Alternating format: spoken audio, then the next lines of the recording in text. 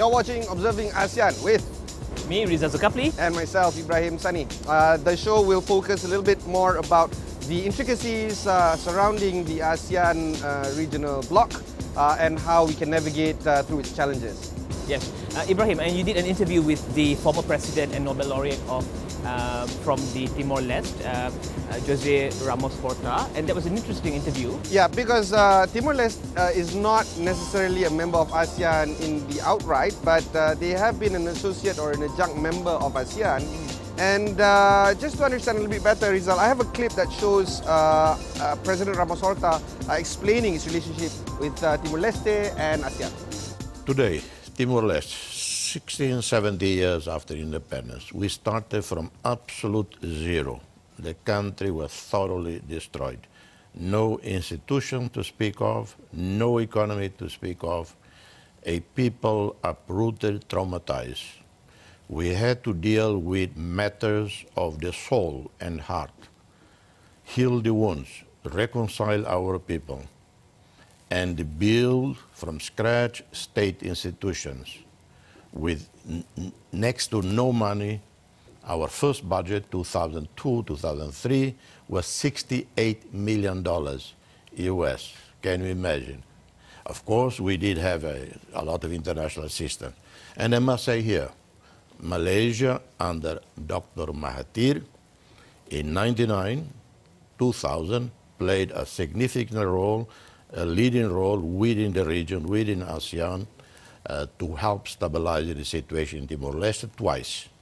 In 1999, 2000, till 2002, 2003, and then in 2006, when we had a major security political crisis in Timor-Leste, I was the one who phoned the Malaysian government at the time, please send out some security elements to help stabilize. And he is also a big fan of the EU, right? Yeah, and he's also a big fan of the EU, but there are challenges in EU right now, Brexit among others, and of course with the Americans, there's also a problem there in Washington.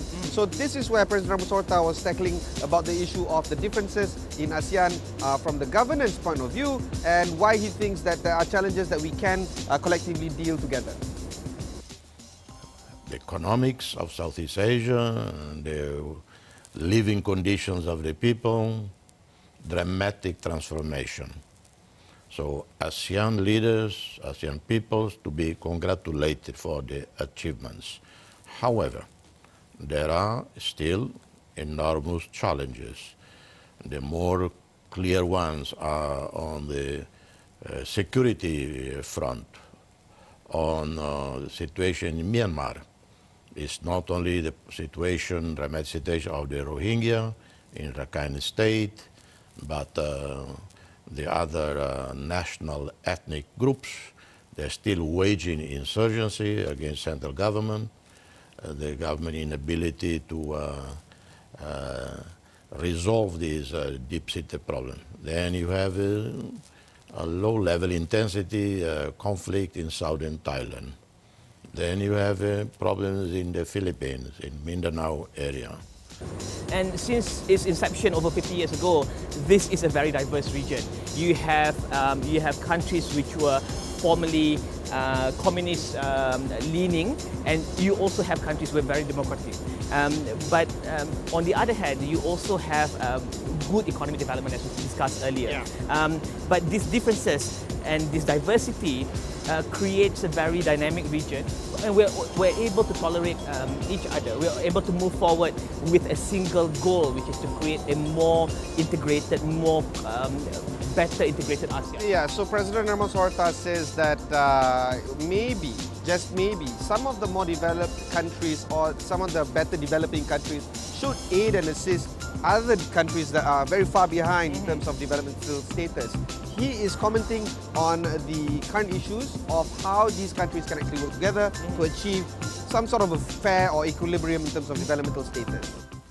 On top of the fact that ASEAN is the only organization in the world where you have among only 10 countries, vast different in political systems. You have still two one-party states, Vietnam and Laos. You have an absolutist monarchy in Brunei. You have a very dynamic democracy in Indonesia. You have a new democracy emerging in Malaysia. You have a hybrid democracy in Singapore. But what do you make of it? Because I think it's not as easy as, hey, here's 100 million US dollars, and then go help develop your own country. There should be more than that. It has to be more than that. It's not just about money.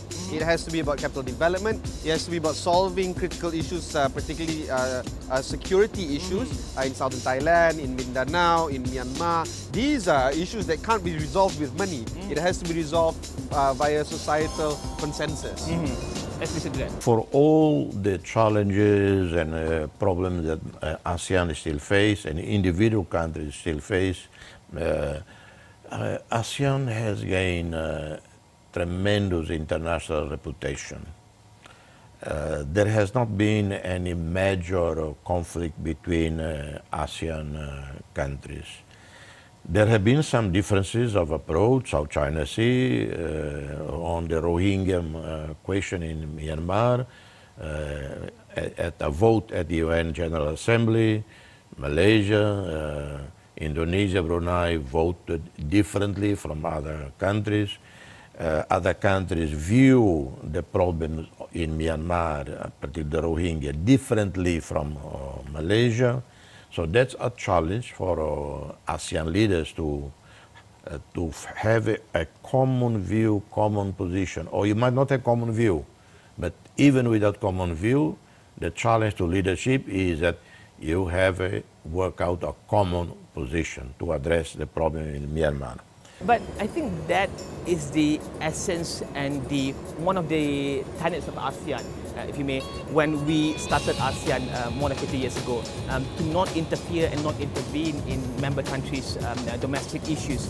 But on the other hand, if you look at the spillover effect from these issues in member countries, you see the haze, you see the influx of the Rohingyas into member countries in ASEAN. I don't know whether we should move forward and look at better ways to address this, because I think it's a very tricky subject. It is a very tricky subject. And while people tiptoe around this issue, Ramos Horta had a very different way. He's saying, no, don't get rid of MIP. This is what he said. No, I wouldn't say that. Non-interference, non-intervention is something. Another is when you are dealing with a situation like in Myanmar. It is this responsibility of the Myanmar authorities, or Suu Kyi, the military, to find ways to address the multiple problems there, because the problems were not made up by Suu Kyi. She's demonized by everybody, and everybody forget that she inherited problems from 50 years. And everybody ignored the fact that she doesn't have a real power. The power rests on the military. So instead of demonizing her, they should, but she also has to ask for help from ASEAN countries.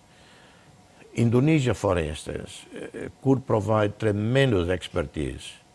Indonesia came out of a dictatorship, resolve the problems of Aceh, resolve the problems of Kalimantan, Ambon, and so they know how to. So Indonesia could be more active, but to be more active Myanmar, it has to be solicited. I think Timor-Leste has a very promising population. 60% of its population are people aged 24 and below. And it's a promising population, even though the population is just 1.1 million, about 1.1 million. It's a very small population, but it has a lot of potential. It has a lot of potential. Again, it's not about money, it's not about investments, it's also about collaborating between the private sector and the public sector of Malaysia, for instance, with Timor-Leste. And this is the call or the plea that is being made by President Ramos Horta in trying to appeal to Malaysian companies and the Malaysian government to look at Timor-Leste as a real and viable option for investment? Yes, maybe they are a bit envious looking at how some Malaysian banks have become regional banks. So why not include Timor-Leste as part of that regional expansion? Some Malaysian oil and gas companies are also part of the regional oil and gas companies. So maybe they want a bit of that, and they want us to also play a part in developing the country. Yeah, and also just to put some pepper on it, Yeah. institutional reforms are also important. Central bank, central police, central everything. That's something that he wants to look at. Here's what he had to say. I spoke with our Prime Minister, a former guerrilla fighter, former president also, Taur Mataruak, for almost 2 hours. And I said, I'm coming to Malaysia. And we discussed how important it is to have Malaysia embracing Timor-Leste as its favorite priority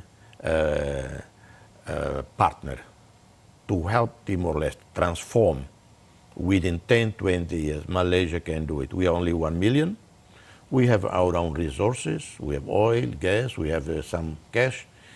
What we miss a lot is human resources, know-how to do planning, execute. And Malaysia has done all of that. So the next big question is, when will Timor-Leste join ASEAN? They've applied a few times in 2017. That was, of course, unsuccessful. They've also have the backing of countries like Singapore, Indonesia, and the Philippines.